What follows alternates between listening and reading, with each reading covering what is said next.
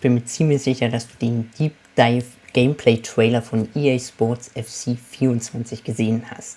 Da haben sie sich aber mehr um die Playstyles und Hypermotion V konzentriert. Was sie dir aber nicht gesagt haben und was ein sehr großer Change werden wird, ist, dass es 3 neue Passspielkonzepte gibt und diese erkläre ich euch in diesem Video. Da sind wir nämlich wieder in den Pitch Notes von EA Sports zu diesem Deep Dive Trailer und dort wird es 3 neue Passvariationsarten geben, die, wenn du den Skill hast, sehr skilllastig werden und dir enorme Vorteile bescheren könnten. Doch was dahinter steckt, das schauen wir uns jetzt an. Die 3 Passarten sind Precision Passing, Swerve on Demand und Header on Demand. Und bei dem Precision Pass geht es immer um die manuelle Ausführung. Das heißt, die Richtung wird wirklich manuell mit dem linken Stick beeinflusst, was es natürlich skilllastiger wird. Wenn du die Richtung verhaust, wird der Pass auch dementsprechend schlecht kommen. Aber wenn du die kleinste Lücke findest und den richtigen Spot mit deinem linken Stick findest und halten kannst und den Pass dann spielst, dann wirst du Pässe kreieren, die überhaupt sonst nie möglich waren.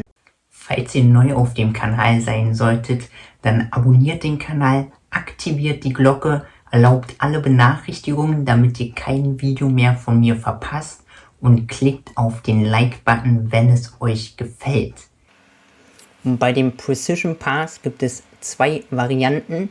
Einmal der R1 und Dreieckball, das ist sozusagen der normale Steilpass, bloß mit R1 drücken machst du die Richtung jetzt manuell. Das heißt, du kannst einen manuellen Steilpass mit R1 drücken jetzt ausführen. Und die andere Variante ist R1 und Viereck. Damit kannst du jetzt einen manuellen Lobpass machen.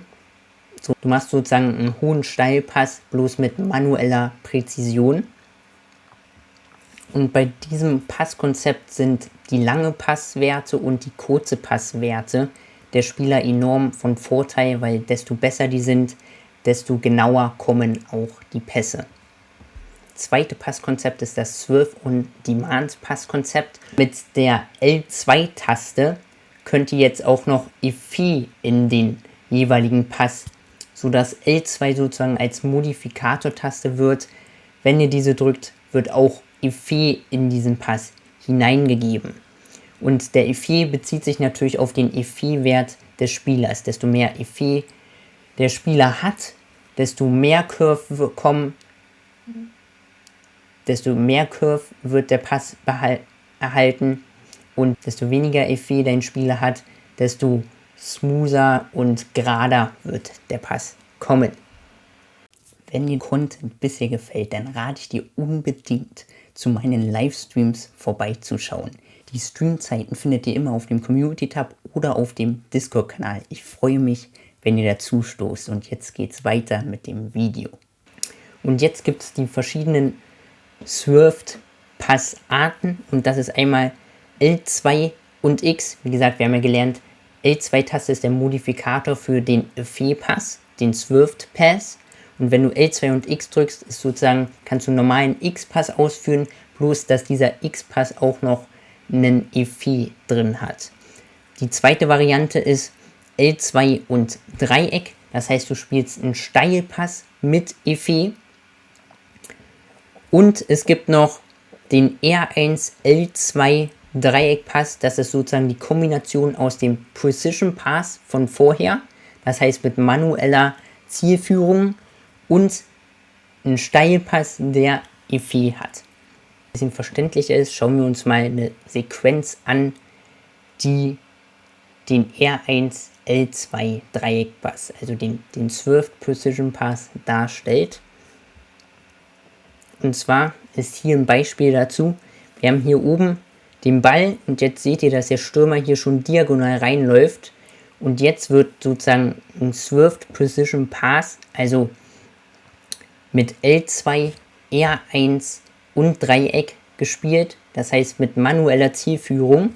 Und dann kannst du sehen, dass dieser mit so einer Art Curve kommt. Du siehst es hier besser, dass sozusagen hier genau diese Lücke zwischendurch ist und du hier hinten diesen Balken siehst und das ist sozusagen die manuelle Zielführung, dass du weißt, wo der ungefähr hinkommt. Das heißt, genau dort hast du gerade mit deinem linken Stick hingezielt und dann kannst du diesen Pass spielen und du siehst, er kommt in so einer Art Bogen perfekt in den Lauf und so kannst du halt ganz neue Steilpässe kreieren, die es vorher noch nicht gab. Noch ein kleiner Hinweis zwischendurch. Wenn du Lust hast, dich zu FIFA oder anderen Themen in der Community auszutauschen, dann komm unbedingt in den New Age Discord-Server. Dort ist die Core-Basis meines Kanals zum Informationsaustausch. Schau doch vorbei für Updates und sonstige Hinweise. Ich freue mich dort, dich anzutreffen. Also schreib dort rein. So, dann schauen wir uns mal auch an, was so ein Precision Lob Pass, das heißt der R1 Viereckball, für Auswirkungen hat. Und dieser sieht so aus. Wir kommen hier hinten und können den so über die ganze Mannschaft rüber chippen. Und der Typ ist durch. Und zwar auch hier wieder. Wir haben hier den Ball. Und hier oben sieht man nicht ganz. Aber da ist wieder die Anzeige, wo der linke Stick, weil es ja manuelle Zielführung beim Precision Pass ist, dass du dahin zielst und du kannst dadurch ganz genau bestimmen, wo der Pass hingehen soll. Und wichtig ist auch noch, dass bei diesen ganzen Precision Pass Dingern der Stürmer oder den Spieler, der am nächsten dran ist, in diesem Fall den du halt anspielen willst, der wird dann immer zu diesem Punkt hinlaufen, wo du hinzielst. Das ist auch noch sehr wichtig. Wie gesagt, und dann könnt ihr den da genau in die Lücke reinspielen.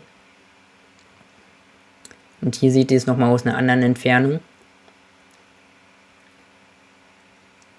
Und hier siehst du zum Beispiel für den normalen Precision Pass, also den R1 Dreieckball.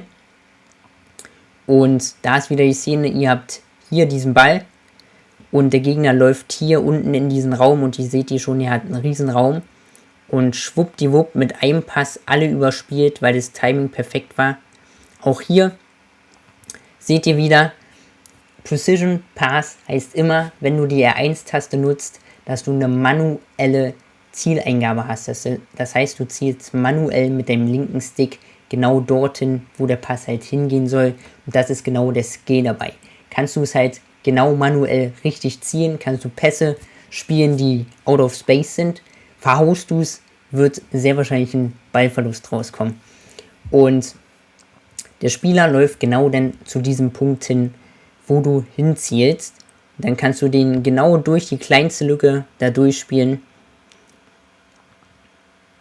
was nochmal ganz neue Passoptionen eröffnet. So, und außerdem gibt es noch den Header on Demand, ist sozusagen der Kopfball auf Anfrage. Und dort könnt ihr sozusagen jetzt selber manuell bzw. durch Drücken von L2, R2 und dann den jeweiligen Pass, den ihr spielen wollt, Dreieck, X, whatever, eingeben und dadurch wird der Spieler, der den Ball bekommt, sofern der Ball über 1 Meter hoch ist, ihn auch mit dem Kopf spielen. Denn ihr kennt sicherlich die Situation, der Gegner hatte einen Eckball, ihr köpft den raus, wollt einen schnellen Konter machen, der Ball tippt auf, springt hoch und ihr wollt den Pass direkt weiterspielen. Aber oft ist es so, dass der Spieler dann wartet, bis der Ball wieder nach unten kommt, um ihn dann mit dem Fuß zu spielen.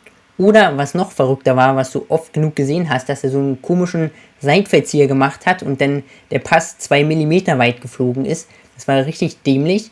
Und da du jetzt den Header on Demand machen kannst, indem du L2, R2 und den Pass drückst, den du spielen willst, wird er auf jeden Fall diesen Pass mit dem Kopf spielen, was in sehr vielen Situationen auch crazy gut funktionieren kann. Wie gesagt, die Voraussetzung dafür ist, dass der Ball mindestens 1 Meter über dem Boden ist.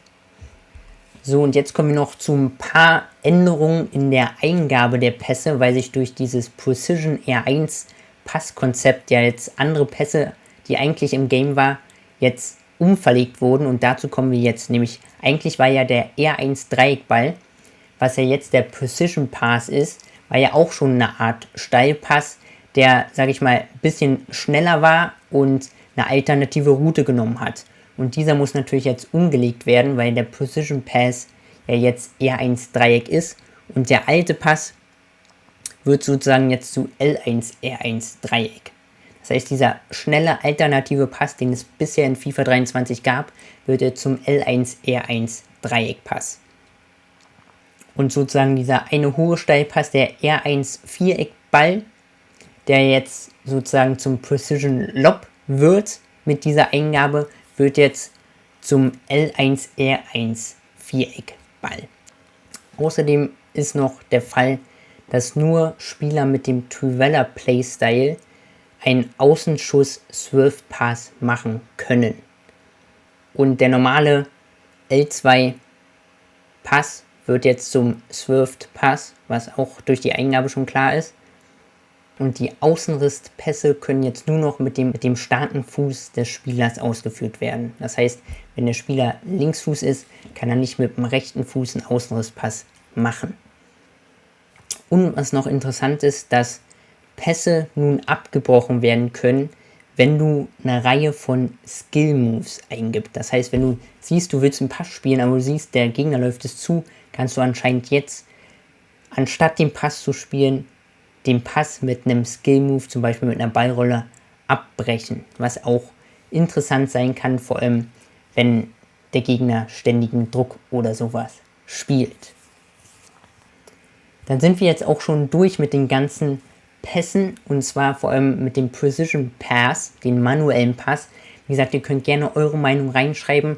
Werdet ihr diesen Pass nutzen? Werdet ihr sozusagen versuchen, mehr manuelle Pässe zu spielen oder nur in gewissen Situationen oder verzichtet ihr darauf generell, weil eventuell die normalen Pässe, normalen Dreieckpässe schon OP sein werden? Wir werden es sehen. Wenn es dir gefallen hat, abonniere gerne den Kanal, lass ein Like da, teile das Video mit anderen, damit mehr Leute von den Neuerungen erfahren und vor allem ihr Passkonzept in EA Sports FC 24 anpassen können. Zum Schluss sage ich wieder, Welcome to the New Age.